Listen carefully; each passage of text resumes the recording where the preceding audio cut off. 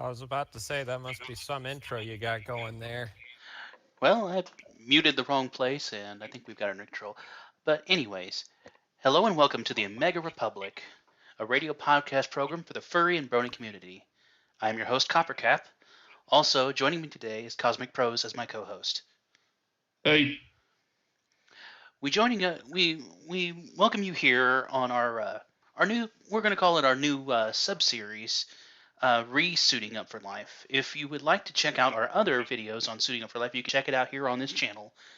We have a playlist of other guests that we have also interviewed, and feel free to check them out at your own time. We appreciate this.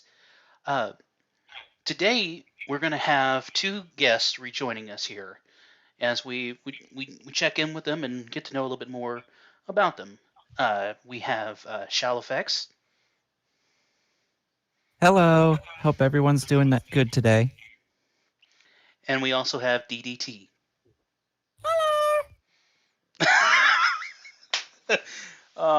That's what I get for bringing two mixers on. Uh, You're welcome. Actually, I'm not. I shouldn't be taking credit for that. My bad. uh, uh, we also have we do have a charity that we're going to donate towards. For those of you unfamiliar with it, what we do is we have our guests select a charity, and we at the Omega Republic will donate $1 for every like that the video receives 30 days after the post of the video. Max at $100, of course, because we're not rich people here. Um, but the charity today is, one second here. I'm a little bit rusty here. Let's see. Crap, where'd I put it? There it is. Is Trans Lifeline. Shal, would you care to give a brief description of that? Yeah. So it is a crisis hotline, very similar to the, like, say, the National Suicide Hotline, but it's specifically for transgender people, both kids and adults. And I believe they are in the U.S. and in Canada, if I recall correctly. They're a great organization. They're very supportive, and they obviously could use some additional financial support because they need to be able to pay their operators. So yeah. Thank you. Wonderful. I love organizations like that. They hmm really do a lot of help. Anything to help promote the community and people, making them feel more comfortable with themselves and Yeah. avoid any kind of unwanted tragedies. Um, as I said before, after the post of this video, which should be today, um, after 30 days have passed, we the Omega Republic will donate $1 for every like this video receives, and we hope that we receive plenty. So get out there and share, share, share. Uh, we'll go ahead and begin. Um, Who we'll, left? Someone has left building. I believe it was Crystal. They were just joining us for the pre-stream conversation. All right. I wasn't sure if something happened. No, no, no. It's fine. It's fine. They will return later on. Uh, so we'll go ahead and jump into it. The first question that we want to make sure of is, for our guests, in case our guests haven't had a chance to watch your first interview yet, would you care to give a brief summary of who you are and your place in the fandom? Shal, go ahead. Um. So hi, I'm Shal Music FX. A I am a YouTuber, a musician. I produce at this point primarily tutorials around vocal effects productions, like home vocal recording, and my own original music. Um, and I guess within the fandoms, I guess I am. I don't know. I was an active con goer for a while cons were a thing. I believe we'll talk more about that later. But yeah, I liked running panels. I was very much an active fursuiter, and yeah, I don't know. I consider myself to be a very much an active member of both the furry and brony fandoms. All right. And DDT? I've been a 3D artist in the pony fandom primarily. I mostly do props and environments, and I've been doing that ever since I think 2016. I have 3D experience before then, but I didn't start like making art like seriously and regularly until like 26. Maybe it was late 2015. I don't remember. But that's pretty much what I've done. I've thought of getting into music because I actually have been doing music longer than I've been doing 3D stuff, but I haven't been making music for the fandom because I could not sell it. And it's a lot of work to go into something that you can't sell. So, Agreed.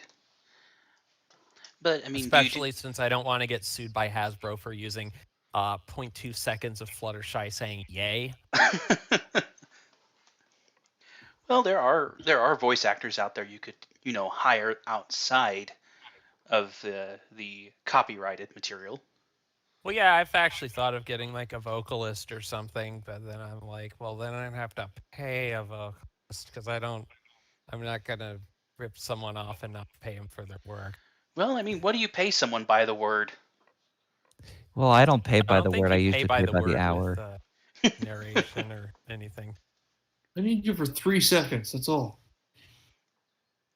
Yeah, problem with I need you for 3 seconds is then you have to get them set up and you get your audio equipment set up, and then there's a whole bunch of takes. That 3 seconds takes 9 hours. Oh, I'd be up for 9 hours. I don't get to do anything on the weekends anyway. What did you say, Shell, earlier? I was just saying, I mean, like, I was just saying that I charge by I would pay the vocalist in question by the hour rather than by the word. But that's just personal preference. I don't know. I'm just going based off of what I did for the vocalists that I hired for the one song that I made a couple years ago. Which song was that? Fizzle Pop Till You Drop, pony song about Tempest Shadow and Pinkie Pie, and so I hired a Tempest Shadow and a Pinkie Pie to be the vocalists, and I think it turned out really well. I am familiar with that one, and it is. I mean, those actors did a really, really good job, along with you, of course.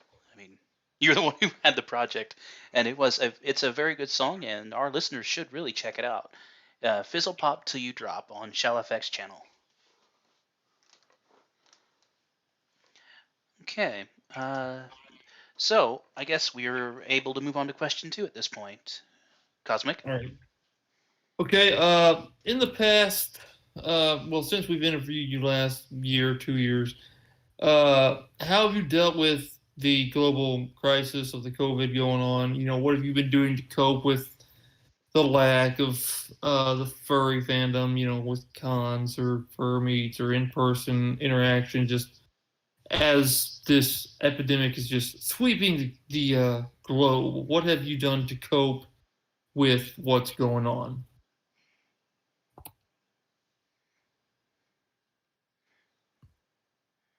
Shal, Are you you can go asking first. me or are you asking Shaw? Oh, Shal, sorry. Shal can go first. Sure. Well, I mean, I talked a bit about this on a video that I released on my channel, but last year was really hard. Um, I, I mean, in addition to the pandemic, I also lost my job. This was actually prior to the pandemic, and I also moved to a new apartment, which was challenging in itself. But yeah, let's just say last year was rough. I don't necessarily need to get into too much detail, but I'll say now I am in a much better spot than I was this time last year. I have a new job. I'm managing my situation a lot better. I'm very hopeful for 2021, even though we're already quarter of the way into it. Um, and I have some big plans for making this year better than last year. Very nice. I'm glad to hear that she was able to bounce back a little bit, and hopefully we can see more content from you in the future. PvP? Yes. Oh, I've been handling it like, well, first I've been focusing more on my business. I do web design as a business. I've been trying to focus more on that, which it's really hard to advertise something like that. But because see, the thing is, my mom runs a bookkeeping business. I don't want to get into too much detail, but basically, sometimes she has people who has her for bookkeeping, and then she will refer clients to me to do websites for them. So I'd rather not share any of my work there because I really want to keep my fandom persona very much separate from my web developer persona because I do not think the art that I make necessarily would be conducive to keeping clients. So. Oh, my web developer only does pictures of horses doing what? Those horses are doing what? Oh my goodness. Are those horses related? Picture comes up. What? Oh no. It's like that Office episode. Oh, heaven's mercy. I don't know why I assume every old person sounds like a dude trying to sound like a girl on Monty Python, but it just kind of does. That's actually what it sounds like. What? Yeah, I didn't notice that until like a while back. Like whenever I do like a comedy old person voice, it just sounds like the lobster tormador with spam person from Monty Python. Yeah, it does. Oh, I've realized that in the past. I'm like, that sounds really familiar. And I can't ever get a different voice. It's like, well, that I can't change it. It sounds bad. It's just my default old person voice. Okay, when you say Monty Python, that's got me my mind running through all the different skits. Oh my goodness. I'm not going to go into details, but the first time I watched Monty Python, it made me laugh so hard that it caused me incredible personal injury. But I'm not going to go into any more detail than that. I know how that because feels. just Monty Python caused me physical injury because I was laughing so hard is funny enough on its own. I've had that problem. I mean, my mind immediately went to Monty Python and the Holy Grail. The old lady that says, "Oh, there's some nice filth over here." No, not even that. Like, I think I watched like the first episode of Monty Python and it made me laugh so hard that I injured myself. I don't have to watch Monty Python. I can watch other I injured myself in a way that I would rather not go into. Yeah. What about you, Shal? What did you? It totally what have you been doesn't able to laugh sound like at? an old person. It sounds like Toad on crack. I mean, I guess. It's been a while since I've seen Monty Python stuff. I appreciate their comedy. They definitely were innovators in their time. I feel like there's a 50-50 split between the comedy that aged well and the comedy that did not age well. Oh yeah, there's definitely a lot of comedy that has really not aged well. I mean, Like, it was I from the watched some 60s and clips from- 70s. Especially back then, because, like, I don't want to go into it, but, We don't like, have I to go watched into parts it, of yeah. Airplane, and I was like, why? There's that too. Yeah. That one also partially hasn't aged well. Anyways, so, back to the show. I mean, are we talking about the coffee scene on Airplane where the little girl and the little boy are sitting next to each other and she says, "No, I like so my." many parts of Airplane are wrong, Copper. Just so many parts. I know exactly where he's talking about. The first part that comes to my mind is I don't even know what their character names were, but they were like these two black guys, and they were talking in this like really specific sort of way. I'm like, I don't think that aged really well. This is really. This is not today. This is. Wow. Danger, Will Robinson. Like, Danger. oh First thing that Jesus! comes to mind for me is Autopilot. Oh, the autopilot's always funny. Oh my! I will gosh. never get that out of my head. That's the first when somebody says airplane. That's the first thing I think of. Yes, I think of Oh my Otto the God. pilot. The autopilot. Mm. Oh man. My goodness. We might be I'm good. getting just a Okay. little too far off track. Also, I didn't know this till recently. Did you know that Airplane's actually a shot-for-shot remake of some movie from the 50s? I'm not surprised. I can't remember what the name of the movie was, but they bought the rights to the movie and then made a remake of it. I'm really not surprised. To be perfectly honest, I'm not surprised at all. Snakes on a plane. No, it wasn't that. It was, I said, an older movie from like the 50s. They remade that as Airplane. So they made like a satirical shot-for-shot remake of it. What, isn't Samuel that Jackson shot-for-shot remake 150? I can't remember the name. Isn't he like immortal? Yeah. So Uh-oh. activity. I can understand some of those words. Cosmic, you're cutting out quite a bit. I am. Well, now you're not. I was just talking about Samuel L. Jackson being alive a long time ago in a galaxy far, far away. Speaking of, can I just mention that we probably have to get back on topic, but I just really have to mention that one of my favorite tools for web design is so there's a thing called an Ipsum generator, and it's basically an automatic text generator. And my favorite one has to be the Samuel L. Jackson Ipsum generator. I can't remember what it's called. Hold on. My favorite's Taco Ipsum. I used Cheese Ipsum on a project once, and I thought that was quite amusing. Let's see. Samuel L. Jackson Ipsum. Yeah, I use it. I for a while I collected Ipsum generators because I'm a UX designer by trade, and so I often have a need for placeholder text, and there are some really funny ones out there. Slipsum. I found it. It's Slipsum. Yeah, there's like a hipster Ipsum, taco Ipsum. I think there's a Pokemon Ipsum.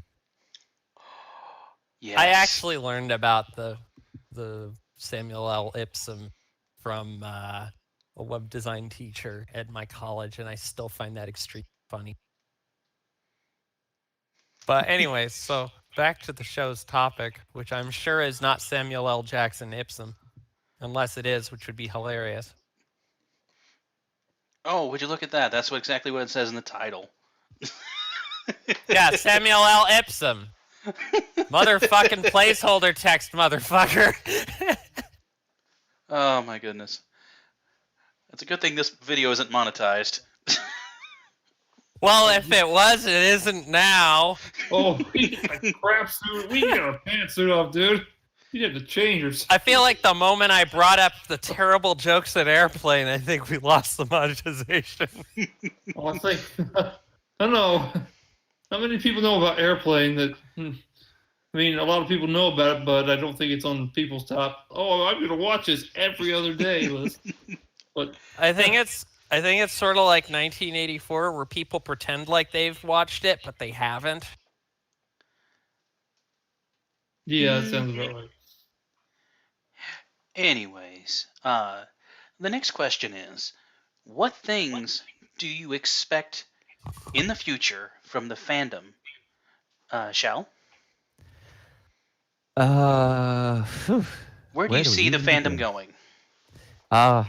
Okay. Let's think about that. I definitely think, I mean, they are starting, like, I would say, oh, they're starting to get younger. But I was like, not really. Like, there's always been, like, well, that's not necessarily true. I feel like when I was around, like, 17 or 18, there were a lot of 17 or 18-year-olds. And now there's a lot of 17 or 18-year-olds. So it's like, But so I don't think that's necessarily going to be a huge change. Definitely more. I think it's just all like both furry and brony. It's just going to be like bigger. There's just going to be more fursuit makers, more content creators, more people able to make sustainable incomes as a creative professional instead of just having to work a 9 to 5 the whole time. So I think that's kind of my hope, is that we'll have a big, how shall I say this? Especially once the pandemic lessens up, I expect there to be a large a large growth of just more people being creative. It's I funny gotcha. because I remember near the start of the pandemic, everyone was saying, "Oh wow, there's going to be so much wonderful art made this pandemic," but whoever said that doesn't realize that a big part of making art is your sort of mental state, and when you're forced to be inside of a house constantly, that really screws with your mental state. Mhm. Yeah. Like I made almost no art this year. I made no music last. I made very little content for the entire year. Same. Sucked. It was hard. Oh, I I was just hated not that. in the mental state for it. Yeah, I mean that even affects you, even if you're not, content creator. Even as that, just if you're stuck where you're at, and you've got, you still got to pay for bills and whatnot, and you just got to make it day through day. And even if, like I said, even if you're not content creator, your mental state is going to degrade Yep, Yeah. immensely. very much Yeah, so. I have so many problems with mental state the last year. Yeah, and like I was out of work for 10 weeks, and I'm thinking, I can't pay for anything. First off, I can't go anywhere, so it doesn't really matter. But I've got things that I don't have to go anywhere to pay for, but I can't pay for it because I don't have the money, because I haven't been at work for 2.5 months, and I can't. I don't know what sometimes what people expect of you when you aren't working and they expect payment. It's like, what? You're probably out of work too, but you're on the top of this food chain, so you get money even if I don't pay you. Yeah.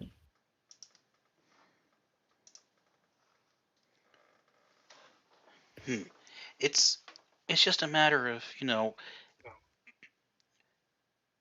learning to adapt to you know this entire bit of chaos that we've been dealing with.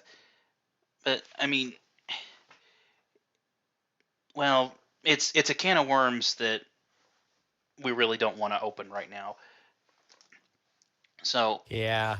I mean, getting back to the question, I mean, we see, you see possibly maybe an age change. You see possibly a burst of creativity. Um, DDT, what is your Yes. opinion on this? Wait, I'm sorry, I didn't hear the full question. What was it? What do you expect in the future from the fandom? Where do you see the fandom going from here? So I it's really hard for me to say because the big thing is the pony fandom is going to be going through a big change soon because G5 has been announced. So I have a feeling that there's going to be a lot of people added to the pony fandom, and some of them might filter out to the furry fandom. But I'm noticing like there's going to be a lot more interest in the pony fandom, and like when G5 was leaked, like when we saw exactly one character in one frame from one publication, the whole art fandom, which everyone was saying, oh, the fandom is so dead, oh, there's nobody who makes pony art. There was like literally like 150 or 200 pieces of art for this character within like 4 hours. Like Hmm. that picture appeared and then everything just went like everyone was drawing art of this character. Well, you do So recall that, and this is a bit of a spoiler alert for any of you in the Brony fandom or just getting ready to be in the Brony fandom. This is a big spoiler alert. And remember, when Twilight Sparkle became an alicorn, what did the fandom do then? They had a collective aneurysm. Correct. That's a good way So to describe it. I see had that. another joke and a joke for that one, but I couldn't tell if it was family friendly. Let's try and keep PG-13. Yeah. If you don't think it could really, I mean, if you think it's I too wouldn't sketchy, tell it to my mommy. Okay, then keep it to yourself. Tell us after Yeah. the show. yeah, best to refrain from that. But Yeah. anyways, getting back to the topic, I mean that versus G5. I mean, I see it being kind of the same reaction because, oh my gosh, it's something different. I'm like, shouldn't we at least give it a chance? I mean, the first the first full second and a half that Twilight Sparkle is revealed to have wings, like immediately, like all the social media, all the brony social medias, like exploded with either hate or love, and there was quite a bit of hate there, Oh and yes. and a lot of people, from what I saw, just jumped ship immediately. No one saw anything else. There was a lot of people who just chose to leave it from there and only accept the first 4 seasons as the only seasons of G4. And yeah, I honestly always thought that was super, super childish. I found it. Personally. I find it ironic though that Twilight has had wings for longer in the series than she has not. Mm-hmm. Yes.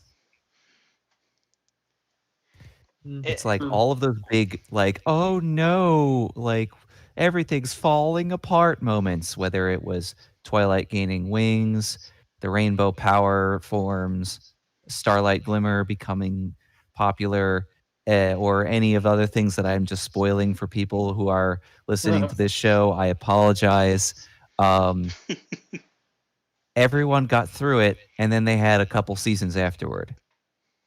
Yeah. It's not a big deal. And I'm going to give Exactly. G5 the same credit. Exactly. I mean, like I remember when Twilight got wings, and there was a very specific group of people who got extremely upset about it, and then they promptly did not care afterwards. Like they cared for like a month or two, and just promptly. Mm-hmm. I wrote a song about Twilight getting wings. I just remember like how the slightest thing became for no reason, and it became a meme for like a week. In fact, I can go through my Derpy Buru hide list, and I'll just see like, oh, that was a meme.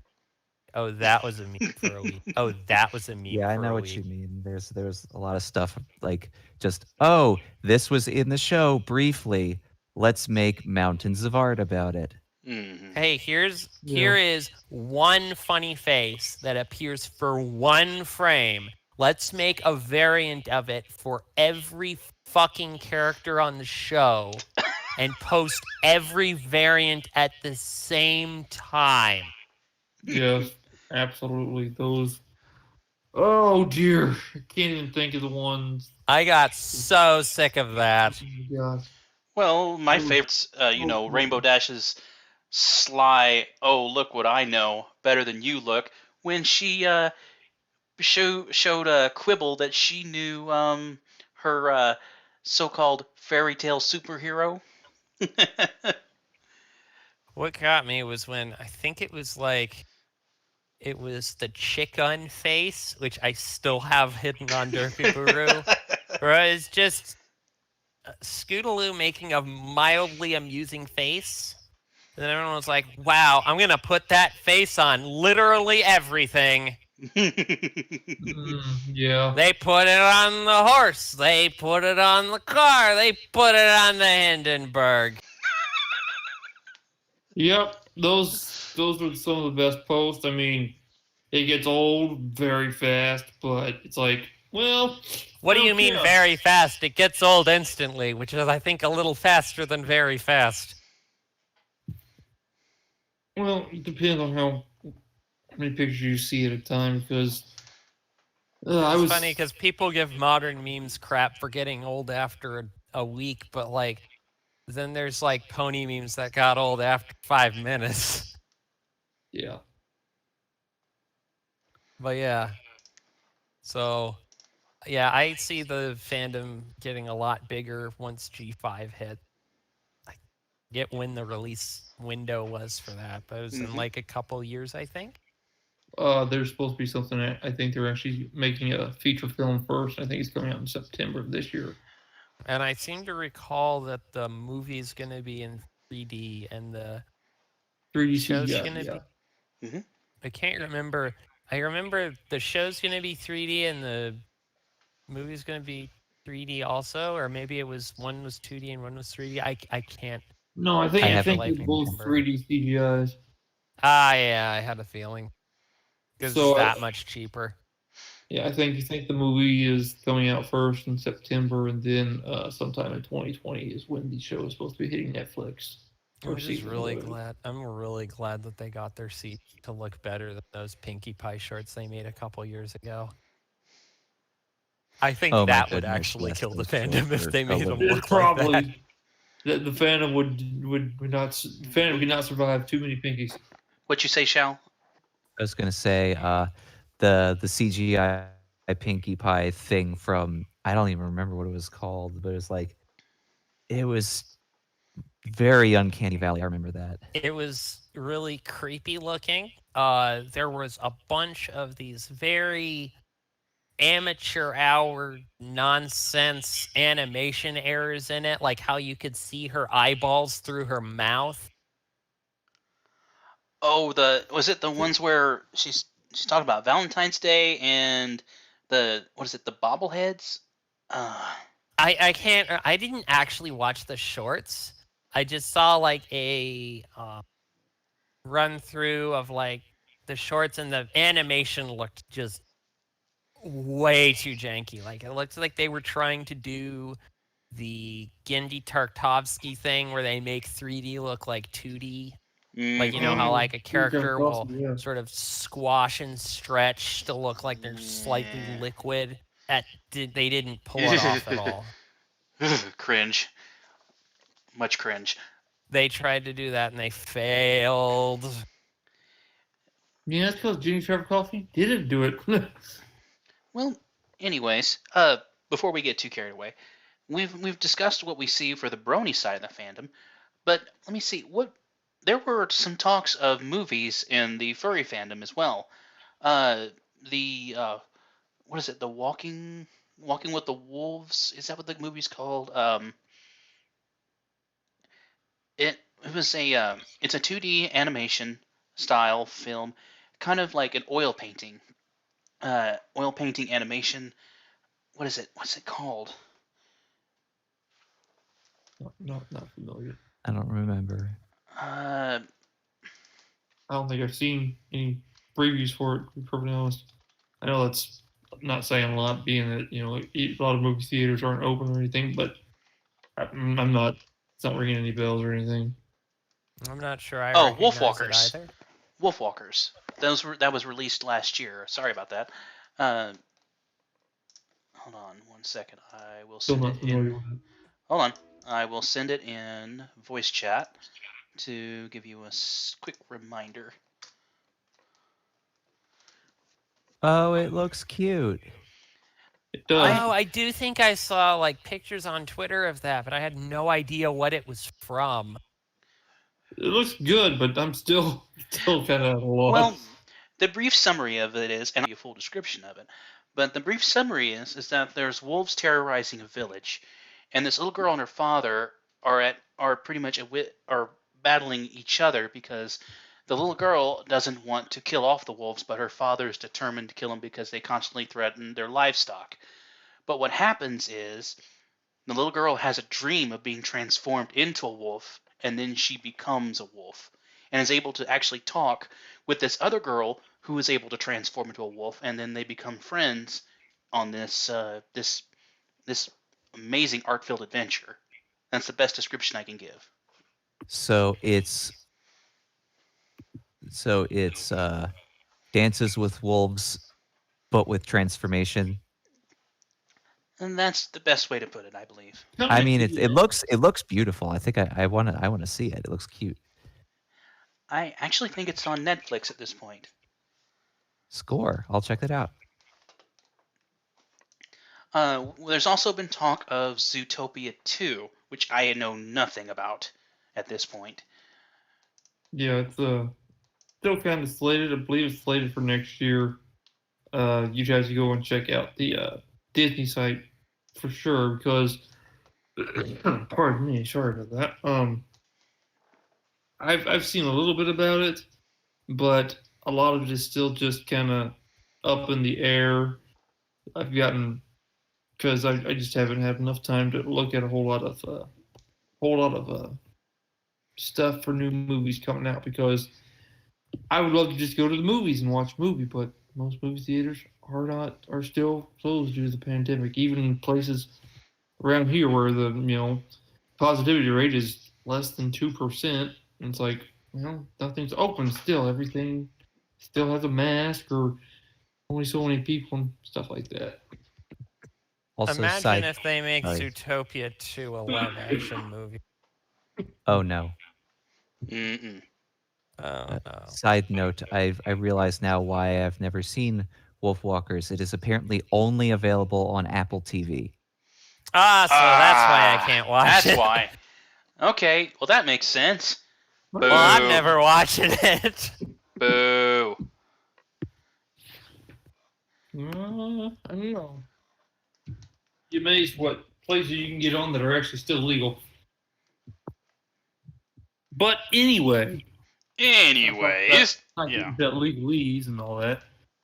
To get to the final question, and the final question that we have here on our list today is, what things do you think you'll do first when things get back to the quote somewhat normal that are either related or non-related to the fandom that the pandemic has, for the moment shut down? Good change. And DET will go to you first for this question. Well, I'm glad you specified fandom related because otherwise I would just say I want to go to a fucking soccer game again. But I really miss going to FWA. Like I missed out on it in 2019 because I was too busy and my boyfriend was too busy. My boyfriend's more of a furry than a brony. I'm more of a brony than a furry, so it works out. But I really miss going that convention. FWA is a bunch of fun, and I was hoping to go to more conventions that are around the country once I get a more stable revenue stream. FWA is the one that's more of a sure bet because it's the difference between having to fly across the country and rent a hotel room versus driving down to the Renaissance Hotel downtown. Remind me, what is FWA again? Furry Weekend in Atlanta. Okay. It's Sorry. usually held in like May or April. I think sometimes it's in March.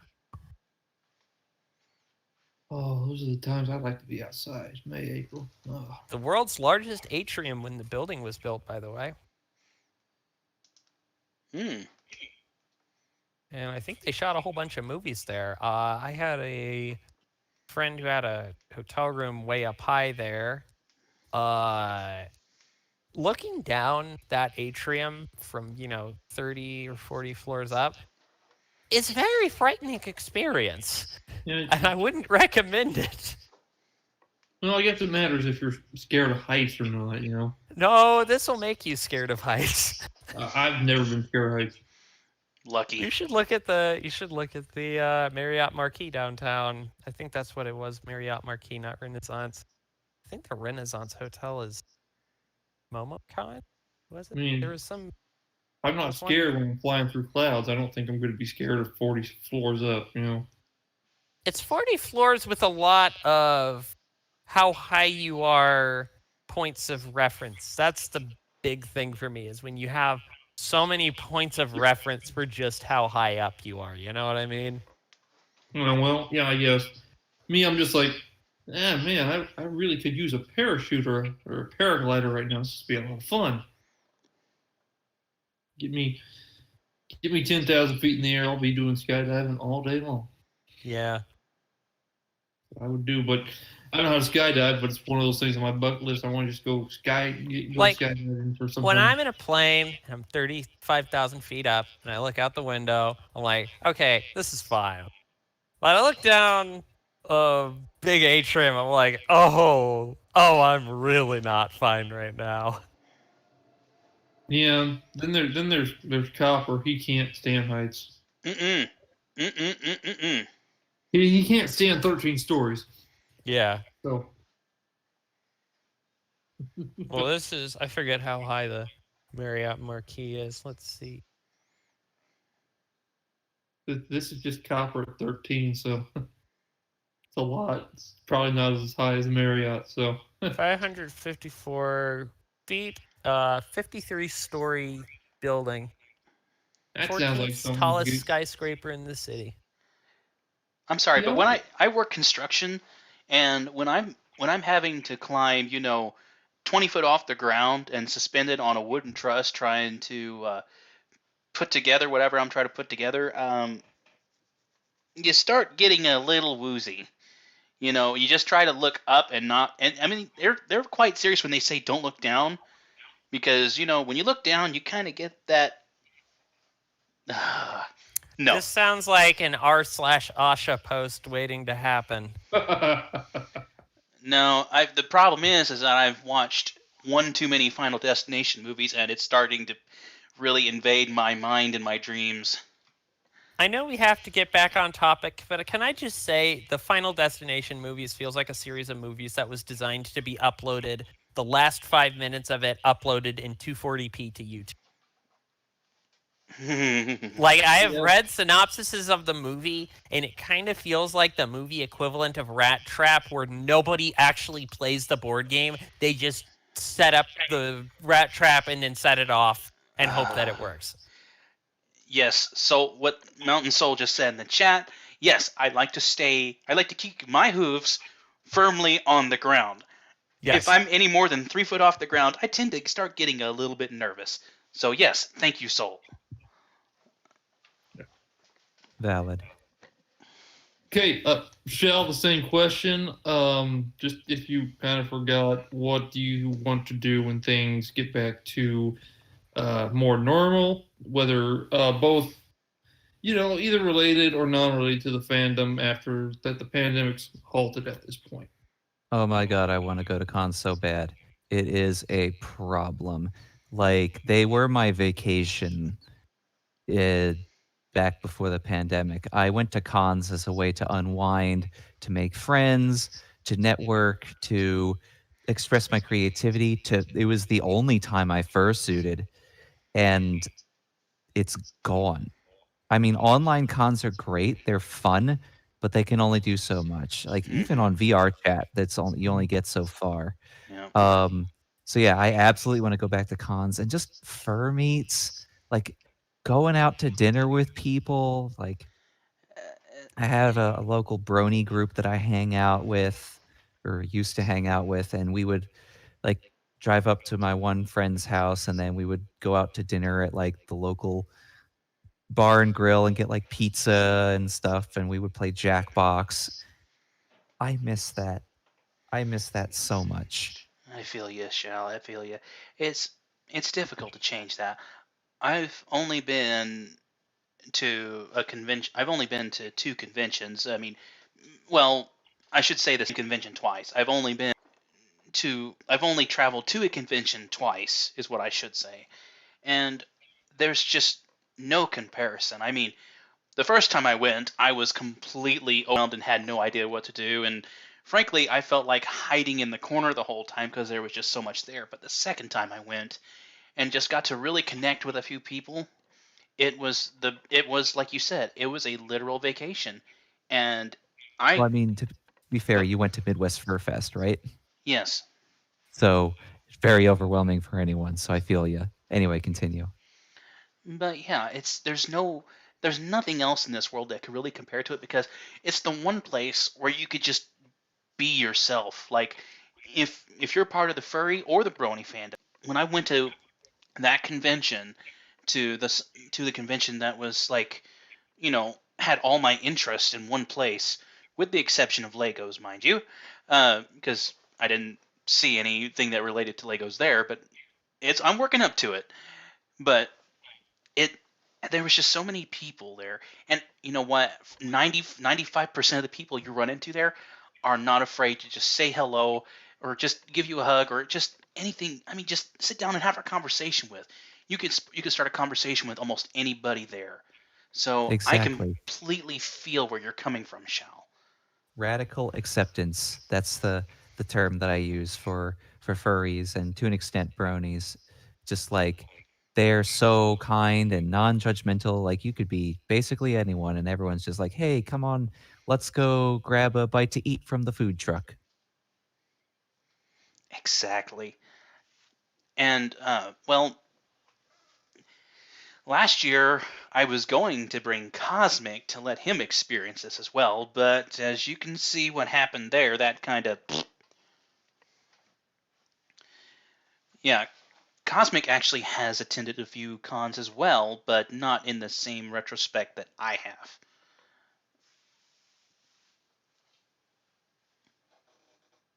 Cosmic? Hello? Uh-oh. Am I still here? Uh-oh.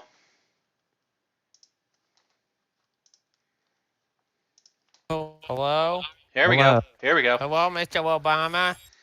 Oh, no. No, no, no, no, no. There we go. There we go. Apologies, everyone. No. Technical difficulties. Yeah, we've it's Discord. It'll be janky every now and then.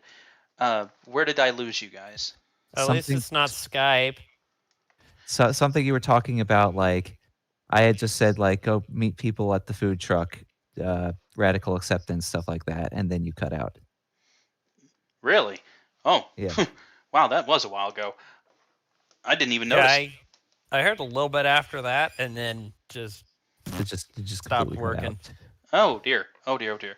But anyways, this would briefly sum it up. This was supposed to be Cosmic's first year. Well, 2020, I should say, was supposed to be his first year MFF to experience the full-size FurryCon, but unfortunately he wasn't able to go. But Cosmic has attended conventions, I believe, but not in the same retrospect. Well, yeah, kind of, sort of. I have been to convention or two, but not like not one that was as large, not one that was so fully committed to anything. It was still more kind of a free form for all over, but it wasn't big. It was quite small. I don't even remember what it was, to be perfectly honest. It's been so long ago.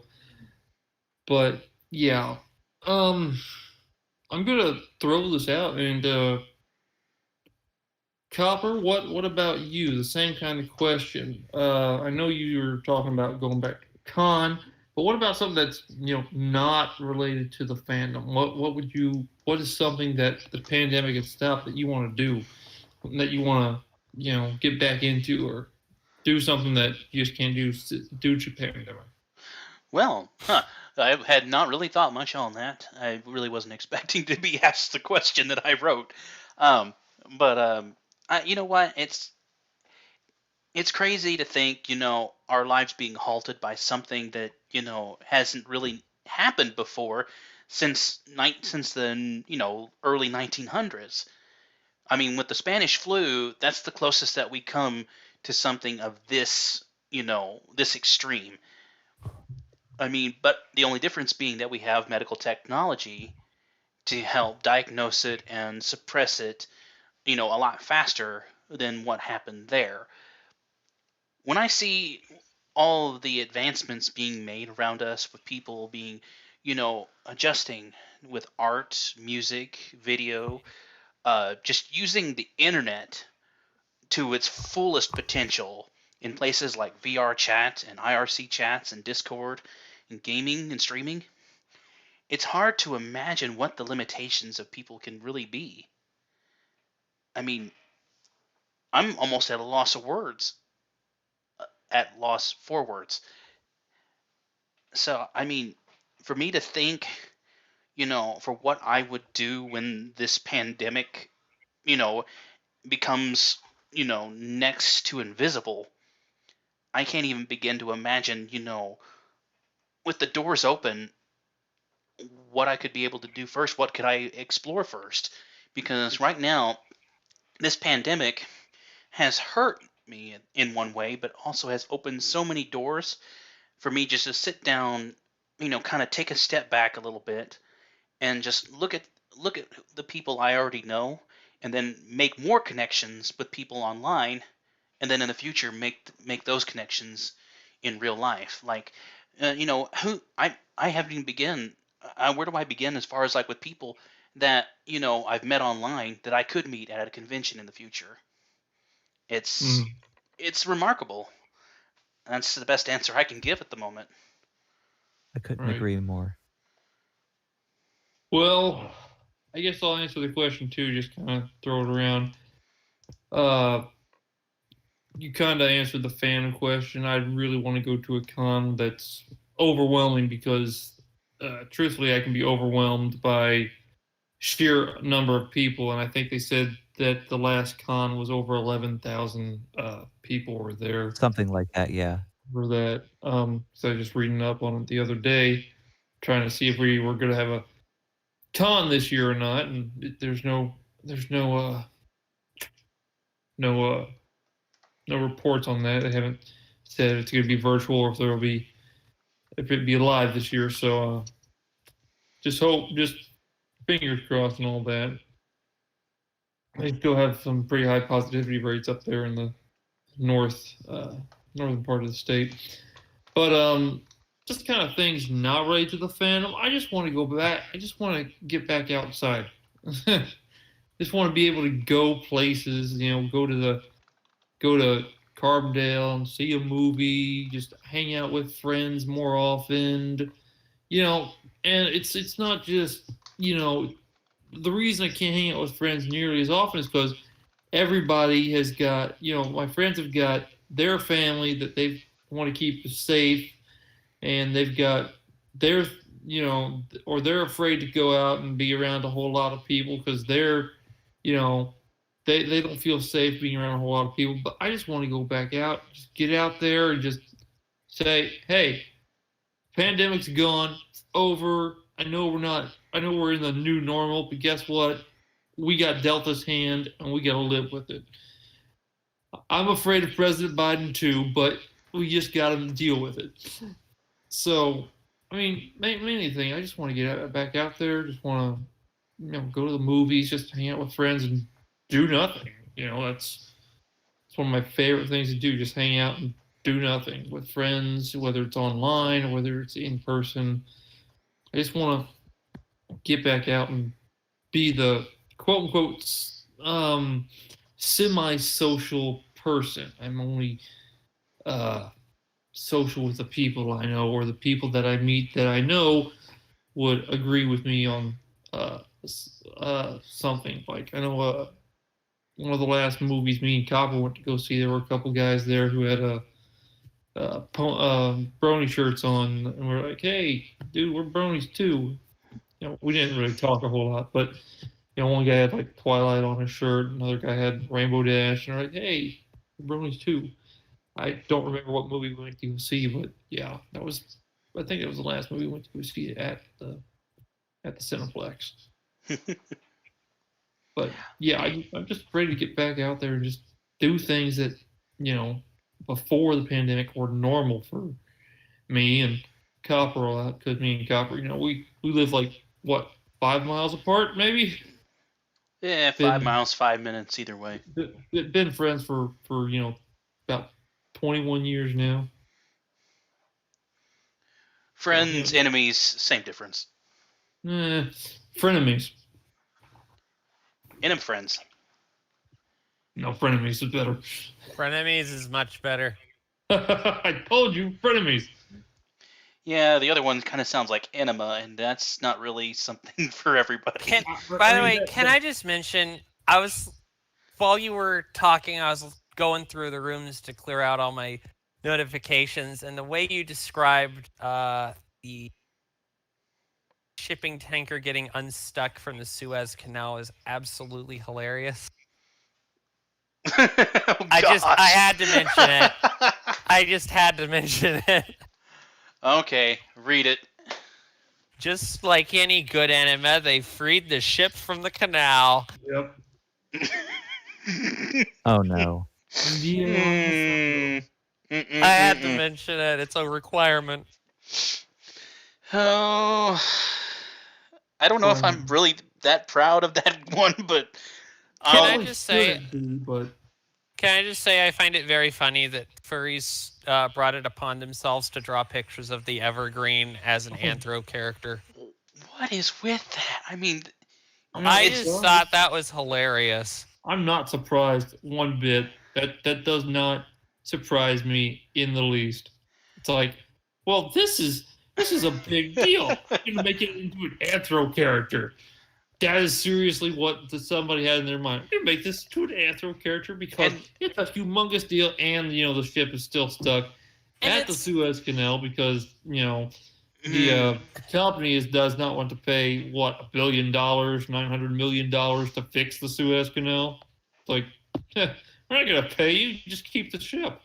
You know what? And I gotta say, of all the big major sort of big internet events to happen, I feel like this is probably the most sweet and simple one. Like, there wasn't some centuries of people ignoring problems behind it. There wasn't some really difficult social issue built around it. It's just a big boat got stuck. Yeah, Agreed. Big this boat thing got is stuck blown in the out. water. Yeah, It's this thing got sweet and blown out of simple. It gets proportion. right It's to like- the point. Yeah, it's like, okay, there's some big events in history. This was not one of those things, okay? It's just a boat that got stuck, then it got unstuck, and now it's just sitting there. It's a big event to the rich people who lost tens of billions of dollars. But guess Oh, what? yeah. That doesn't matter. You know why? Because they're the 1%. There's another 99% that don't have anything to do with it. But No, but it's still funny because it's a bunch of rich people getting upset about a boat getting stuck. And then everyone else is just pointing and laughing and being like, haha, look at the big boat that got stuck. yeah, it's a funny thing. And, the only reason, the reason it got as much publicity as it did wasn't so much for the rich people, it was because it's the Suez Canal and everything goes through the Suez Canal. Because it's one of two canals in the world that cut down shipping time, the other one being Panama, which Yeah. to be redug anyway. But it's a big boat that got stuck, and now it's unstuck, and it's still a big problem. It's like, you know what? It got stuck. Maybe you should fix the canal, regardless of how much it's going to cost. Just who's not in debt in this country? Didn't another boat get stuck in the Suez Canal almost immediately after? Not that I heard. Of. if it I- did, it wasn't for very long then. Because Oh yeah, I- it was a much smaller boat. It wasn't the size of a skyscraper. It was like the size of a small apartment building. Well, then that won't get nearly as much. Well, yeah, but I just found it funny that they cleared up one and then they started up another immediately. Well, that's the Mhm. thing with the Love that. Suez Canal. What they had 300 ships on each side, waiting to go. Yeah. They actually had them at a staging area where they check your boat for illegal stuff, and they had 300 boats on each side waiting to use the canal. I'm thinking, you know what? You need to clear boats out of one side, and then after a couple weeks, things will get back to normal. You can send boats through like it was, hey, maybe you won't send something to Illinois, and I can get a couple days off of work like everybody else at work. By the way, I'm not going to go into too much detail, but this is furry related, and I just have to mention there was a very popular furry company that released a very new and popular furry-oriented product, and their entire shipment of that new product was stuck on the Evergreen. I am not going into detail on what yeah. the product is. You don't have to Oh. say it. I think we all know what it is, but we're not going to say it. Yeah. It's sort of like in movies where it's like they're parodying something. They're not going to tell you what they're parodying, but they're parodying something. Still trying to keep this PG-13. And I mean, we Yes. haven't said it. We haven't said it. We're just hinting at it. We haven't said what it is. Well, I know. I'm just saying. Still trying to keep it as PG-13 as possible. Who knows? Maybe it's the furry Trabant clone. who knows? Maybe furries have finally Oh, have please. finally got into automotive production. Please. Oh, yeah. Anybody and with have half made a the brain most knows what beautiful we're vehicle talking ever about. made. I want to drive the furry car. Anyways, we do have a couple questions in the chat. Well, not very relevant questions or really that, in-depth questions, but thoughts on pineapple pizza? Yes. Freeform. No. Okay, you are going to activate a boss fight if you ask me that, because I was born in New York. I love pineapple pizza. It's very tasty. I hate pineapple pizza. Pineapple does not belong on pizza, on anything else but pizza. But Okay, it tastes so- so good. Hawaiian pizza is delightful. Okay, Hawaiian pizza is pizza with pineapple, but also, what I understand, bacon. Beef. It's like Canadian bacon. Yeah, it's bacon. So Canadian I bacon, yeah. I obviously have no experience with that because I'm vegetarian, Fair enough. but and I feel like pineapple can work on pizza if you have it, properly cooked and everything. But if you just put pineapple on a pizza by itself, then probably not. It's not quite the same, but like a properly made Hawaiian pizza is delightful. Oh yes, it's sort of like how a lot of New Yorkers dump on Chicago-style pizza. But if you really find someone who knows how to make a good Chicago-style pizza, good deep dish Chicago-style pizza, that is the best. It's delicious. It's really good. I I'm made an East a Coaster, but I Chicago-style love it. pizza for my boyfriend for his birthday earlier this month, and he loved it. He said it was like the best pizza he'd ever had. Nice. Like I'm sure there are lots of folks in New York who would probably say that it doesn't count as pizza, but I'm not a New Yorker, so I'm not saying that. I personally think both are. He grew up outside New York City. Grew up in New Jersey. Like there's like it's all good pizza. Like there's no real like. I don't know why people get so up in arms about this. If it was There is a bad, they such thing wouldn't as be a bad selling it pizza. at a restaurant. I'm Now- telling you right now, there is a such thing as bad pizza. I had it. I was at I have the story on think it was- that. I was at Stone Mountain Park, and their pizza, I think they made it like the day before and they reheat it. They legit, it tasted Like it TV was dinner literally pizza the kinda worst thing? pizza I'd ever had in my life. I have Like the. like came in a plastic wrapper kind of stuff. Oh no, the cheese tasted like nothing. The crust might as well have not been there. It tasted literally like cardboard. Like I can have a Little Caesars pizza, which people say is a cardboard pizza. I can have that and say, yes, this is certainly a pizza. This tasted like someone had described to a space alien what a pizza is, and was like, this is what pizza is. And then the space alien brings it back. It's like, you could have made it with a lot fewer car parts. So it was. I'm not saying that there's no such thing as bad pizza, but like when people say like, oh, certain regional variations of pizza are bad or better than others, it's like if you appreciate them each on their own terms, there's nothing wrong. By the way, who's the one who said anchovies is best topping? Now, keep in mind, I have access to that, but I'm not the only one who has access to the chat as the Omega Republic, so I can only assume that's DJ Arctic, who has not joined Okay, us here. because I just got to say, I did not realize that Philip J. Fry from Futurama was on our team. Nice.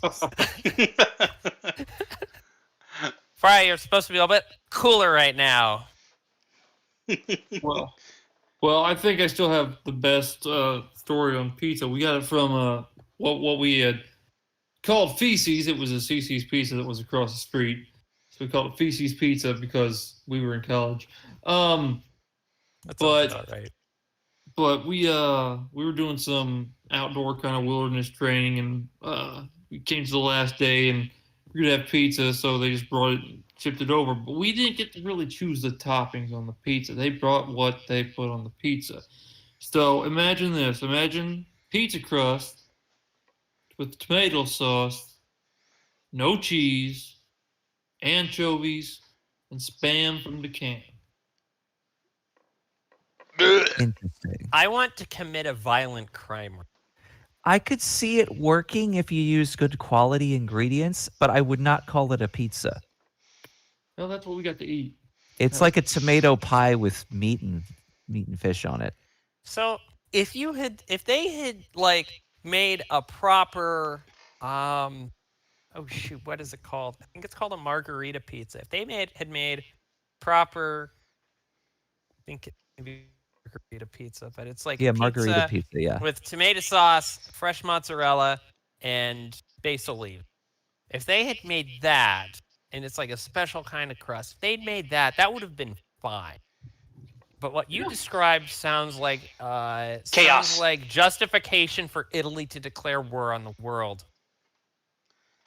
No, go back. Well, the thing was, it was training for when we went overseas. I got me and several other guys and the team of gals that we had on there. We got shipped overseas to where you eat what you can get. So, you know, we got shipped to Sudan, and I got sent home because I got sick with malaria and Giardia at the same time. That Yikes. doesn't sound like. Fantastic. Awesome. I'm sure your immune system was just like parkour. Oh no.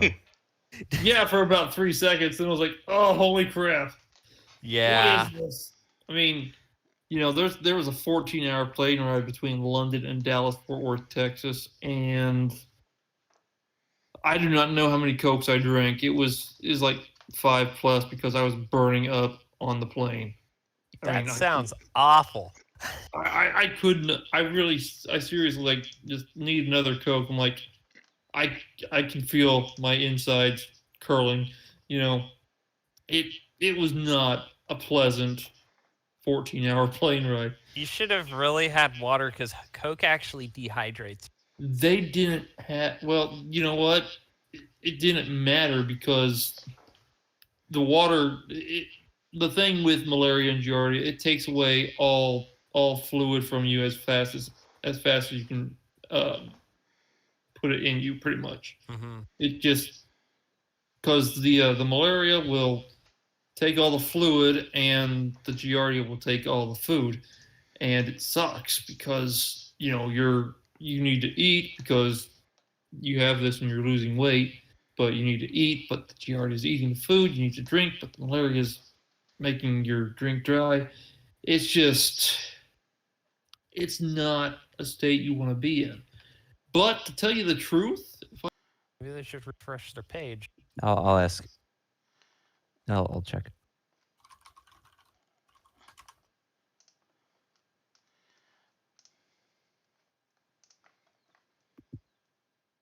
I don't know. I don't know. Hold on, it's going to restart here in just a second. Do we know where we got cut off at? Well, it's still going to record it even if we cut off. So if for some reason if they do not receive it here, it will be, that is weird. Okay, so it seems like it's back, but it is behind. Ooh. But it's Well, okay. A short delay, regardless. Yeah. There is another question here in the chat. I don't know what this stands for. SPOP? Thoughts on S? What's that? I'm not sure what SPOP. Speckle type POZ protein is a protein that in humans is encoded by the SPOP gene. This gene encodes a protein that may modulate the transcriptional repression activities of death-associated protein 6, which interacts with histone deacetylase, core histones, and other histone-associated proteins. Okay, I'm not a biologist. I don't understand. I'm assuming they were Here's referring my to thoughts something on else. I don't quite know what they SPOP. were talking about. My thoughts on SPOP? What? Yeah, that What? question was Service from program Voodoo G. for old people. Oh, it's a show. It's a TV show. Hold She-Ra, on. Princess of Power. Oh, She-Ra and the Princesses of Power, yeah. Oh, okay. If it's about She-Ra, I think it's okay. I mean, I'm more of a He-Man Masters of the Universe kind of guy. More Did than you see the She-Ra. reboot? I did, and still, not really the.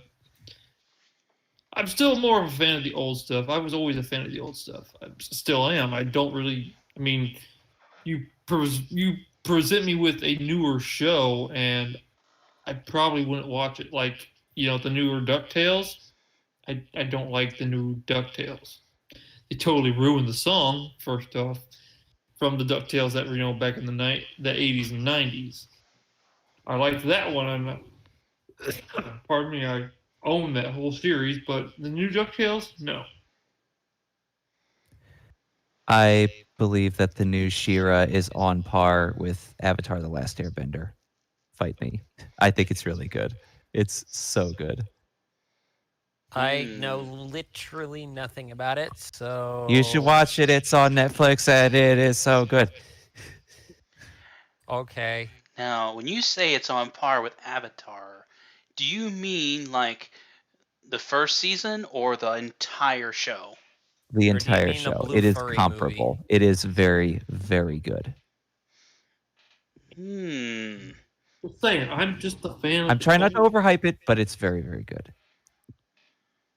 I'm just an old school fan. I don't know why, but I guess it's kind of because I grew up with that. There's your answer.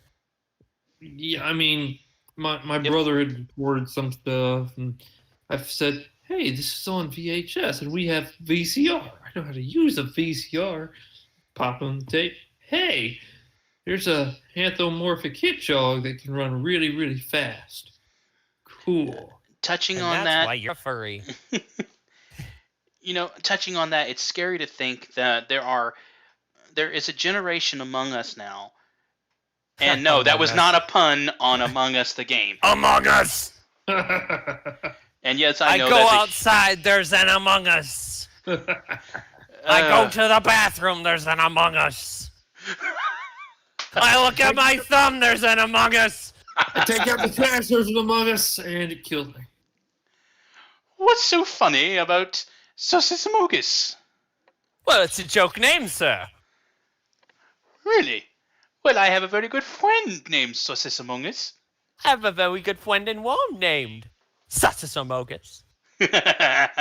When I say think the the one you're name. thinking of is biggest dickus. Okay, I actually have never seen the whole Biggest Dickus Oh, scene, but I have seen the whole Sasasomogus scene. You should watch Life of Brian at some point. It is incredibly should, I irreverent, but should. very funny. Yes. Yeah, the biggest dickus is a pretty good one. It's like, okay, this guy is just getting ignored. It's like, take him to the dungeon. I have a friend, his name is Biggest Dicks. It's like, what? How is that a name? How wouldn't it be? Oh no. Oh no. What have I So, done? Copper, you were going Now to I'm say a just thing. thinking. Weren't No, you? I'm just thinking back now. There was some show where the main producer of the show was named like Dick Wolf or something like that. Actually, that's yeah. Dick Wolf was for Law and Order. That's what it was. Ah, yes. He was like the producer or something. Yeah. And then I live near a town which is named after a person named Colonel William Cumming. Yes, spelled that way. Where You ever there been is to Pennsylvania? no, Cumming is in Georgia. Well, okay, in Pennsylvania, there's a town called Intercourse. Intercourse, yes. Intercourse There's also is- a Butts County named Yep. after another colonel or general or something. And then there's a Gay, Georgia named after a postmaster. And there's a teeny tiny little itty bitty town with a whole bunch of tiny little buildings called Climax, Georgia, Gosh. which is right down by the Florida Georgia line. Which, by the way, Florida Georgia line, the band is from Tennessee. So back on topic. Anyways, Shal, I believe I heard you say you mentioned something about me a minute ago, and I couldn't quite catch it Yeah, all. What? you were going to say something about we have younger people in the audience. Yes, and Yeah, that too. it's scary to think, and I almost think, and I appreciate you reminding me about that. It's scary to think we have a generation of, in our area. I'm not saying it again. In our area, that do not know what 8-track tapes are, what Betamax is, or what cassette tapes are.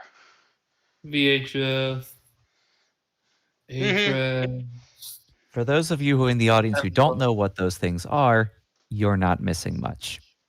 Okay, I could understand someone not knowing what an 8-track tape is, except for that there is a generation of people who have made it their life mission to never shut up about them.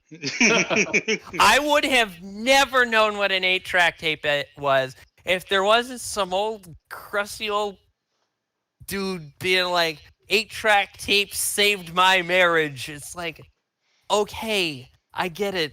These things were like a thing for like just a couple of years. Like 8-track tapes did not last for very long. Compact cassette took over very quickly. Yeah. And despite being made for dictation, they were considered even back then to be a superior format for a whole variety of reasons. Like 8-tracks did not age very Mm-hmm. No. And we had several of those though, because we had an 8-track player and a record player and an old stereo and a boombox. See, when I was growing up, I lived in the past, and it was awesome. I loved the past, and then we got all this newfangled stuff. I'm like, I guess I have to adapt. I mean, I remember when we got our first computer and had dial-up, 2000. Good times. I live in a room that is full of old music equipment, so I sort of understand. I still we still live in the world where no younger generation will know the pains of dial up and the pains of being on the computer and somebody calling you and you not being able to answer the phone for that reason, missing a call, missing an important call. Or So you're using the internet and then you get a phone call. Your internet stops working. You answer the phone call. It's someone selling you foot cream. yeah. So I mean I just find it kind of funny how we're having all these conversations that are basically the vibe of back in my day, when prior to the stream we were talking about people in our lives who constantly who are older than us talking about back in my day. So irony. Back in my day, you got a free CD-ROM in the mail every single day, except they all had AOL subscriptions on them. Yep. There used to be there was this old game that actually came in a box of checks called Chex Quest. Quest, yes. And I saw the LGR video on it. Yeah, and you got 50 if you downloaded it, you had 50 free hours on AOL. I'm like, really? That's a way to sell a game, you know? Oh man. And Voodoo over here is asking, what is an 8-track? Oh, A is an alpha track. yeah, but that's not the correct. But unless you're asking about the cassette, but an 8-track Voodoo was a kind of like a big cassette, a really big cassette, almost. Not the same way though as you would think. What it was smaller than an old VHS, but it's about size of those books that you find in the store that are like 400 pages, but they're really small. You're just confusing them. The other thing is that you couldn't rewind them due to how the tape was constructed. Correct.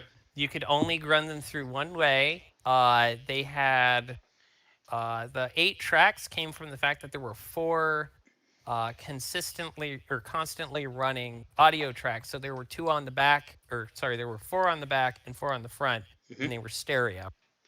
The shape and style of them was similar to like an old video game cartridge, like a Square video game cartridge. That's what it kind of Well, felt like when you would stick it into the player, and that's how it would kind of look. Is you would still see the end of it when you pushed it in, and it just it like when you pushed it in, it like released a little lock mechanism that would reveal the film, reveal the tape inside that it could be played. yeah, Still fun. I it was a bigger piece, and you just stuck it into this slot, and it's not like a slot that you would have for something like the old tape deck cassettes. It was a much larger slot. It was even larger than an old Nintendo Entertainment System slot was, and it was. If you had 8 tracks, you had a good what, maybe half, maybe hour long of music, if you were lucky.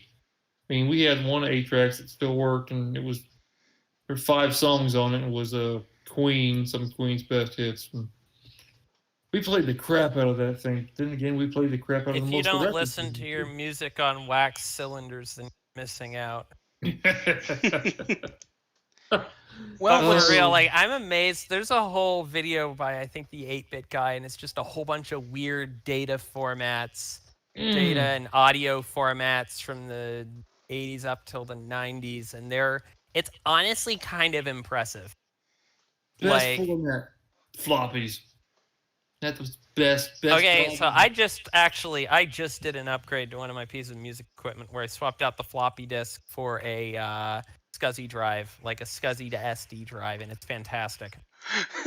It's great because I don't have to worry about fitting everything into 1.44 megs of space. I Yeah. just put it on there. There's an SD card that holds 60 gigabytes of data. I could literally record to this thing for like, what was it, like 3 days or something, and not run out of space. It's like, oh, that's just wonderful. Yeah, the floppies were fun. That stupid file. Oh my gosh. They were fun until they stopped working. Yeah, the floppies were a problem that way. I remember we actually used floppies in school. Now that I think about it, I'm thinking about it now. I'm like, how did we ever have floppies in school that did anything? We had to have them for like one of our computer classes in like the 6th grade. Now that I think about it, and like, how did we ever use floppies? Because I had never used a floppy prior to that class, and I never used a floppy after that class. I mean, I don't think you'll find any computer nowadays with a 3.5 drive. You got the C drive and the D folder drive. I doubt you'll find any computer with a 3.5 drive. Anyway. Actually, there's a reason for that. It's because floppy disks. Are obsolete. No, there's a second reason. It's because the way a floppy drive works is that the drive itself does not control itself. Rather, the controller is built into the motherboard. So if your motherboard doesn't have a floppy controller built into it, and why would you have a floppy controller built? It doesn't work. Though I consider doing that with my computer because I use floppy drive or floppy disks still for some of my music equipment. So you'd have to like rig up an old floppy drive, connect with a USB port inside, and it's just so much damn thing like. Well, So I just have a USB one on my desk.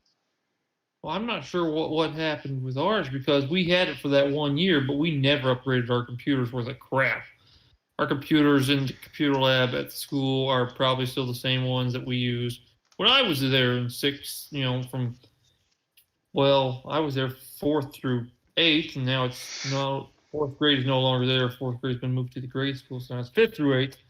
But I swear the computers there are probably the same ones that we had when I was in school because our town, we don't do anything in our town. Everything is as old as is as old as That's sin. when they got around to You it know, the first time.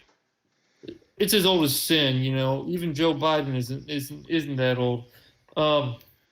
Well, just rest easy knowing that they just very recently upgraded the computers that control the nuclear missile silos from a bunch of computers from the 70s, and that the IRS just I think they still use computers from the 50s actually. I actually would like to use a computer from the 50s. That'd be kind of, but then again, that's You don't have the space for it, I promise you. Oh gosh, sure I I- really hope they're not using Windows Me. I would be honestly impressed if you could run Windows Me on a computer from the 50s. Actually, Charles de Gaulle Airport had to shut down for a time because they were using Windows 3.1. Oh This was no! just a couple years ago. All of their Yeah, dude. computers had a shit fit because something crashed, and one thing crashed, and the whole thing went down.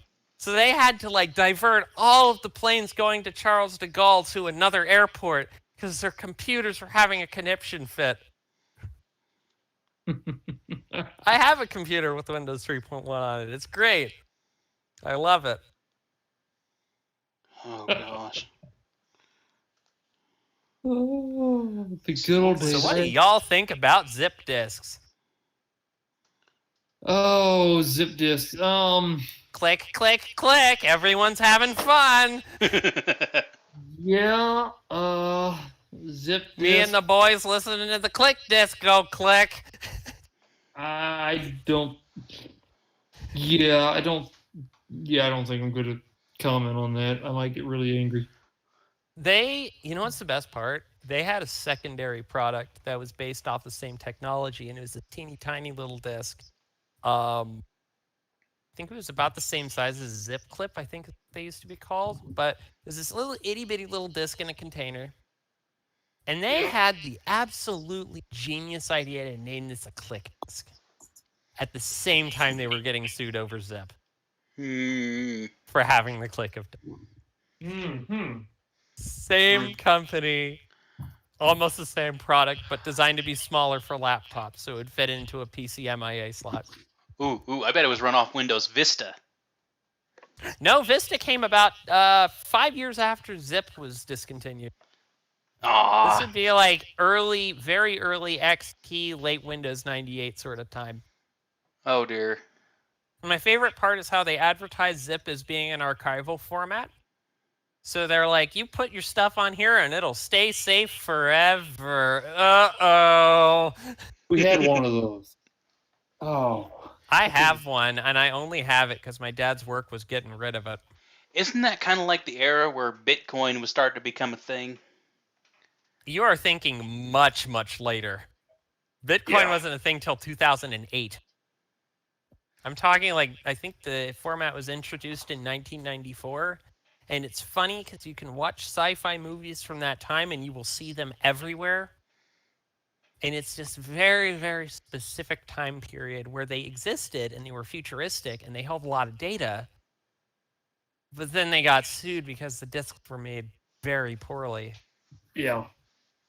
We had one. It was. This is a furry show. Yeah. But furries know about technology, so I mean there's some relevancy there. Some of us do.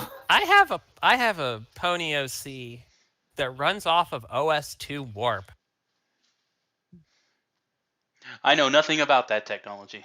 It is, IBM got really salty in the 80s because people were making money off of PC clones.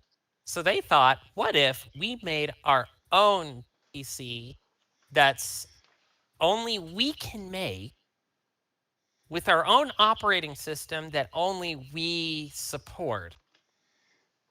So they made OS2 and the PS2 series of computers, and nobody bought them because they were all way too expensive and they had no advantages over Windows or DOS. So nobody bought them, and now they're very hard to work on because all the parts are IBM parts. Hi, Apple. Hey, Apple. Do you want to know what happens when you do that? IBM hasn't been in the PC market in over 20 years. So, jeepers creepers, who is messaging me? Oh. Oh, we do have. We're kind of skipping out on a couple of questions we've had through here. Mountain Soul asks, What is the first anthro thing you can remember in your childhood that you liked? Shal? Ooh. Where do I even begin? Oh my god. So many. Anime? No, it wasn't anime. Actually, I didn't. There weren't any anthro anime that I was into. But okay, let's think. Where do I begin? Okay, so I mean, various kids programs. Like I loved Arthur. Mm. I enjoyed Animaniacs. Beast Wars. What was it? Road Rovers. Um, Road Rovers. there were so many. Oh my gosh, I was like a furry trash child. Where do I even begin with the Disney Presidential pet. movies? Like Oh, I wow. was a total furry trash child. It was ridiculous. Okay, you are my best friend for mentioning Beast Wars. Not many people know about that series anymore. It was Everybody. classic. Some of us know about Beast Wars. It wasn't amazing, but it was a good show. I enjoyed it. You're my friend for Road Rovers because I've only heard one other person ever mention It was Road so Rovers. good. It was cute and fluffy. Yeah, I mean they were barking, scratching presidential pets, you know, barking, scratching, frisbee catching presidential pets. My favorite was always Exile. Exile Mikhailovich Zen Husky. That was his full name. Oh my goodness. Exile Mikhailovich Zen. State your name. Exile Mikhailovich Zen Husky. What kind of a name is that? It's a Russian name. Would you say you had a favorite character above all the other characters, Shal? I don't know. I was a baby. I don't remember things. But I don't know. It's been so long. I mean, you first mentioned Arthur. What about characters like? I mean, I know they weren't exactly animated, but what about characters like the puppeteering characters from like Muppets or Sesame Street? I was a giant Muppet fan. Zaboomafu. Oh, yes, Sabumafu, and Kratz Creatures, and Bill Nye, and Magic School Bus. But I was also a huge fan of the Muppets. My favorite Muppet is hands down Gonzo. Yes. My headcanon is that Gonzo is non-binary, but generally, yeah, I definitely think Gonzo is my favorite. That's a good headcanon. What about you, DDT? You're same kind of question. The question was, what was the first anthro thing that you can remember in your childhood that you liked? So it's not quite anthro, but I really remember liking wild thornberries as a kid. Wild Thornberries. Yes. Nigel Also, Strawberry. can I just mention, because I mentioned Zaboomafu, can I just mention I just find it amazing that the lemur from that show only died like a couple of years ago. Ah, no. That lemur lasted a long time. Like I didn't know they lived that long. Yeah, like- wild. Like holy shit! I didn't realize that they lived for like over 20 years. Oh my But gosh. anyway, so I really like wild thornberries. I didn't watch a huge variety of shows when I was a kid. I mostly just watched what was on, and the biggest thing is I didn't understand that TV shows operated on schedules. So I would just I hope one of these days I turn on the TV and Dexter's Laboratory is on. That's what I hoped for the most. I didn't realize that TV shows operated on schedules, and if you knew that schedule, you could watch shows on TV when you wanted to. Right. It's the weirdest thing. It's like I knew they worked on schedules, but I also simultaneously didn't. It makes no sense. I still don't get it. That's why God invented the DVR. You mean the TiVo? That too. But since we're on this topic of did that Copper, you got one? You got a favorite character, maybe from Beast Wars? Favorite anthro? Well, I mean, if we're going Beast Wars, It would. I'm just saying favorite overall. I mean, Well, was there any Anthro you like better than the Beast Wars or? well, I mean, if we're going favorite character on Beast Wars, I'm just gonna say, Dinobot was my favorite. Hmm. But anyhow, I would say, going through all of the movies. I mean, I was fed a lot of Disney movies in Everyone is. growing up because that was pretty much my babysitter was Disney movies. Mm-hmm. Um, yeah, I would have to say, if I was to really think on it, and it might seem a bit childish, but I mean, as far as anthro characters go, the one that's carried with me the longest is probably Eeyore. Eeyore's adorable, honestly. Yeah, he's my Aw. favorite food. Actually, come to think of it, the first movie I ever saw was 101 Dalmatians. That would be an early one for me too, at least if not the first. The first one that I saw in theaters was Aladdin, Disney's Mhm. Aladdin. Good movie. I think That the was a great first movie. one, first Disney I saw in theaters would have to have been. It was later than Aladdin. May have been. May have been Toy Story. And this was back when Pixar wasn't actually part of Disney Disney. itself, yeah. This Yep. was when Pixar was, like the illegitimate child of Disney. They were still their own company before Disney kind of said, "Hey, come work for us. I Yep. want you." That's a I still find it amazing the story of the person who saved Toy Story 2. If you've ever heard that.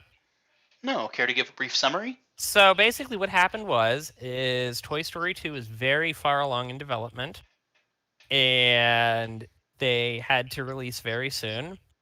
And someone was doing a little bit of cleanup and they oopsie poopsie deleted every single file for the movie.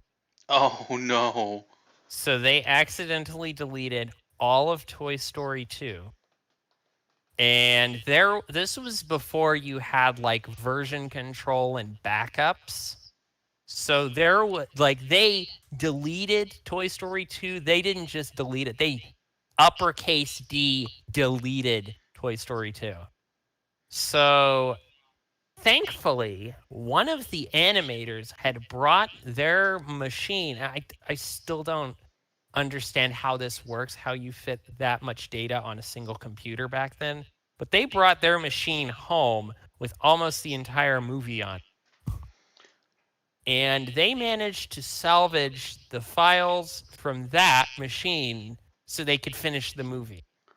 Mm. I don't get how they managed to fit almost an entire movie animation project on a single computer and it wasn't like on a server. I still don't get that, but that's the story that they've told. But And this was in the late '90s, wasn't it? this was in 2000 or 2001, I think is when Toy Story 2 came out. I mean, you got to think this is back before everybody had, a computer that could hold 500 plus gigs. Yeah, this was like this computer probably cost as much as your house, and it probably weighed a ton too. Like I know I've actually 3D modeled the kind of computer that they use to make like Toy Story and Jurassic Park and stuff like that. They're big computers made by a company called SGI who doesn't exist anymore. But they're really, really incredible computers, but I don't know how the hell they fit all that much data on their computer, considering that this was like project files. And this is like hundreds of people or dozens of people working on a movie. So I still don't get how they managed. I mean, it's still an incredible feat. I mean, that person, unless they were the ones that deleted it and just like this undercover, two-faced hero, which doesn't sound like it. I mean, that person deserves like the entire salary of like everybody there. That's incredible. I mean, I had not heard that story. I kind of knew the story between Pixar and Disney merging, but that story just takes the cake right there.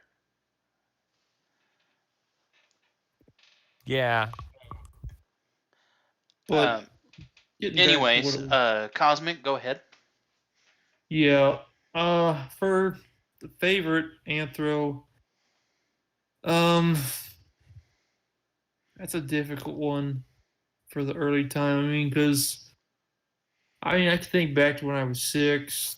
I was into so many things that we didn't have anything for. I mean, I was into Sonic the Hedgehog. I mean, we didn't have a Sega at the time, so we didn't have any Sonic the Hedgehog games. Well, before we go any further, let me stop you just right there. Now, is this Sonic's Adventures? Is this Sonic at M, Sat M, or is this another version? That was Sonic at M, which was called Sonic the Hedgehog. The first series, which I'd seen several episodes of that, was the Adventures of Sonic the Hedgehog. Then there was Sonic the Hedgehog. Then there was Sonic Underground, Sonic X. Now we got Sonic Boom and the Rise of Lyric. This was Sonic the Hedgehog. This was the second series after the first one. The first one only had Sonic and Tails as the protagonists. Yeah. Dr. Robotnik and his 2 guys. Then the second one was a lot more, not nearly as cartoony. You've still got, the cartoons. Sonic and Tails are more well defined. You've got people like Princess Sally Acorn, Rotor, the Walrus, Antoine, the fox that actually has one tail. Although he's a coward. Probably my favorite out of the whole Sonic crew would have been Bunny Rabbit, half bunny, half robot. I liked Bunny Rabbit. She was hot. As a 6-year-old, as long as you're honest about it. Yeah. Hey, I was 6. It was Bunny Rabbit. She was hot. You just like that Western. You like that Southwestern accent. That was also the Southern drawl was the thing that turned me on. Yes. But Sonic was the only thing that I watched at that age. At that age, I was also watching the only anime I had ever seen at that point in time, besides My Neighbor Totoro. I was watching Sailor Moon, and of course Sailor Jupiter was hot. I'm 6 years old still. Sailor Jupiter was hot.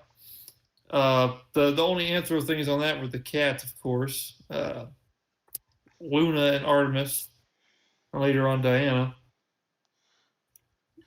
I was reading about how the Toy Story backup thing happened, and all I heard from that was Sailor Moon is hot. Oh my gosh. Not Sailor Moon, Sailor Jupiter. Yeah, that one. Specifically, Sailor Jupiter. She was hot. But favorite may actually go back to My Neighbor Totoro. I can't ever get over Cat Bus. Can't get over Cat Bus. Cat Bus! It's like a cat that has headlights that are mice. And the cat has 12 legs. That's pretty awesome. I would honestly be terrified of a cat that has 12 legs. Well, have you ever seen My Neighbor Totoro? I have actually not. I know what Cat Bus is. Cat Bus! An entire group of people on the internet who will never shut up about how great Miyazaki is, but still, I know what it is. Well, if you get a chance, I'm not sure if you have any streaming services or anything. Most people do nowadays. But if you ever get a chance to watch even all Studio Ghibli films, watch them. They are... Oh, yeah. I've seen Kiki's Delivery Service VHS when I was a kid. That's one. That is a very cute movie. Of them. I mean, if you have HBO Max, you can get all of them pretty much. It's on there. And it's something I'm going to be watching today, later. But that's right, people. To have proper entertainment, you have to spend money. Hey, $15 a month isn't bad in my opinion. For everything else that they've got on there, things that I would like to watch. Because you see, Paramount put out this, and the other thing that I want to watch. But guess what? It's all on HBO Max. It's like Then why does Paramount Plus even have a streaming service if it's all going to be on HBO Max anyway? So remember when Red Letter Media said Paramount Plus is a joke in a video, and then they made the joke reality? Yeah, Paramount Plus is a joke. Not worth it. Not worth the X amount of dollars that you pay. That's like 95% of the streaming services, and people wonder why piracy is going way up. Yeah.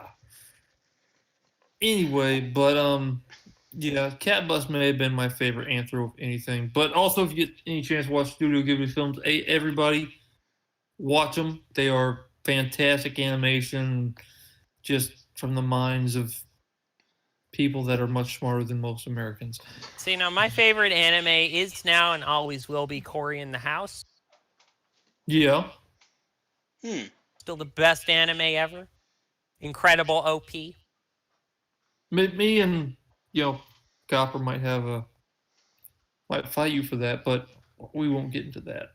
Well, I can't really fight him because I haven't watched it, so it's not really a fair contribution, in my opinion, to actually fight him because I have not watched it. You should definitely read the manga first. I don't read Japanese. I said the manga, not Japanese. I don't read English either. Well, that's an issue, not an me. He doesn't. The thing is, Cosmic doesn't enjoy subtitles either, so he doesn't even bother watching those that are, unless they're completely dubbed, which I think is a big mistake. No, it's not. Subs are better than dubs. Fight me. Did you know that King of the Hill is super popular in Japan, and there are people who have arguments over whether or not the subtitled or the dubbed version is better? See, my problem is I'm trying to watch the action that's happening, and I can't read subs and watch action at the same time because sometimes things happen really fast, and I can't read the subs fast enough. It's not that I'm not a proficient reader. It's just I can't read the subs fast enough and watch the action at the same time. So the trick to that is you get someone to sit right behind you, and they will shout the voice lines at all times. Hey, you know what? That doesn't matter. You know why? Because I am antisocial. I am almost 31 years old. I have never had a girlfriend in my life. I am going to stay single until the day I die. Yeah. Nobody's going to be behind me shutting the subtitles. Anyways, I'd probably punch that person out. I'd get so aggravated. Be like, shut up! I will kill you with a rusty spoon. I don't know how, but I will kill you with a rusty spoon. Okay, you're talking salad fingers. What? Okay. Oh, Hello. no. This is my friend. He's got a rusty spoon. My boyfriend told me about that, and I had no idea what he was talking about until he showed me a picture of it. I'm confused already, but then again, it's copper, okay. So I should it is a very... Dogly is your friend. It is a very creepy Flash animated series that I originally found on Newgrounds.com. This is not a paid advertisement, and I wish it was. And it's about 6 or 7 episodes from last I checked, and it leans heavily towards like dark, and I would say grim dark would be the better term for it, because to use common parlance from nowadays, I would describe Salad Fingers as a cursed video series. Yes. Okay. I could probably beat it with one anime series that I'm not going to talk about because it scared the crap out of me. That's because an anime is a professionally produced series. This was made by some rando on the internet. Mm-hmm. Well, this anime series is only 3 episodes long. It scared the crap out of me. I looked for it without knowing what it was. I figured that there was something about it, and I'm like, this has got to exist somewhere. It's kind of like I was searching for Yomi-net. Oh my gracious, that's something coming back from. But anyway, it scared the crap out of me. I don't think it was much professionally made when you only have 3 episodes of it. Anyways, it was Cosmic, super dark. Let me give you a brief description. It is pretty much like the heaviest post-apocalyptic setting that you could put it in. Like, there's little to no life in the surroundings, and Weird. I mean, it's just random objects and people, and then you have your main, I wouldn't even call him a protagonist, your main character, who is a very deformed human-like creature with very long fingers and greenish skin. His mentality is it's childlike, but at the same time very disturbed. That's Hey, how I if can you see start a this. picture of him, you will immediately know what he's talking I highly doubt that. about. I put it in voice posting. All right, let's see this picture of this mangled up something or other. Yep, I have no idea what that is. I've never Oh, seen fair. that before. you're very lucky then, because once you watch it, you can't unwatch it.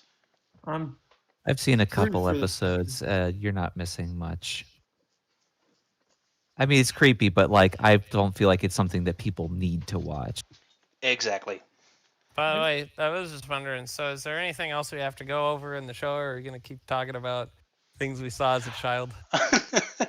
Because right now I'm like, wasn't this supposed to be a show about furries? Yeah, we can Well, go we're ahead just, and wrap it going up. through the questions people were asking. If there's any final questions in the chat, now is the time. Oh, before I forget, I was wondering, do you think I could show off some of the things I've made? Because I remember, for instance, I showed a demonstration of, and I have since finished that. Sure. I'll put it in Once- voice posting. 1 second here.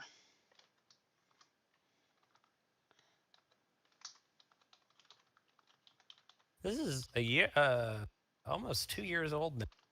I just realized. Let me see. Started working on it about 2 years ago, and I finished it in July of 2019. For those of you in the YouTube chat, here is a link to one of the videos that DDT is talking about. Is there any videos that you would like to share, Shal?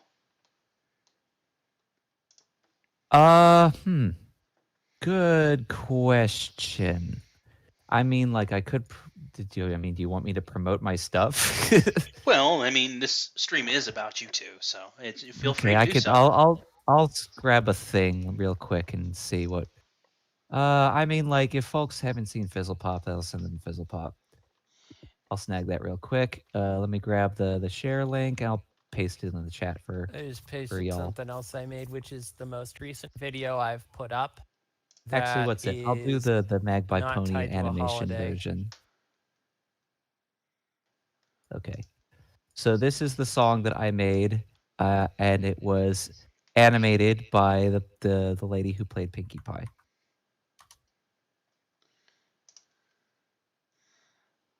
I have not seen this version. It's cute. There are some minor changes to the dialogue, but overall the song is exactly the same, and it links back to my version because that's the one. What's it? There was basically Mag created. She did the vocals for everything in this version, whereas in the one that I did, the vocals were split between Magpie and True Sailor Comet. They're both very skilled vocalists, but yeah. Mhm. So this is that's the song that I made, and it's fun. Nice. Oh Very wow, it has a lot of views. I was not surprised. I'm surprised. You're not surprised? Oh, okay. No, I'm I very see how it is. surprised. I'm very surprised. Well, to me, it's a big channel, so it's yay, good times. Well, we're gonna wrap it up here, and we've been. Oh my goodness. We've been talking We're for 2 going on hours. almost 2 hours now. Yeah, we're just short by about 4 minutes. Well, Do you I want guess to that's. keep babbling on? We can make this a 2-hour special. We'll avoid that situation, Bubble. as there are other Blah, things that blah, I blah, tend blah, to. blah. But I do appreciate you both joining us here, and we appreciate, of course, the audience as well for joining us today and for providing questions and comments along the way. We I also thank my co-host, Cosmic Bros, for offering his input and telling his stories as well. We thank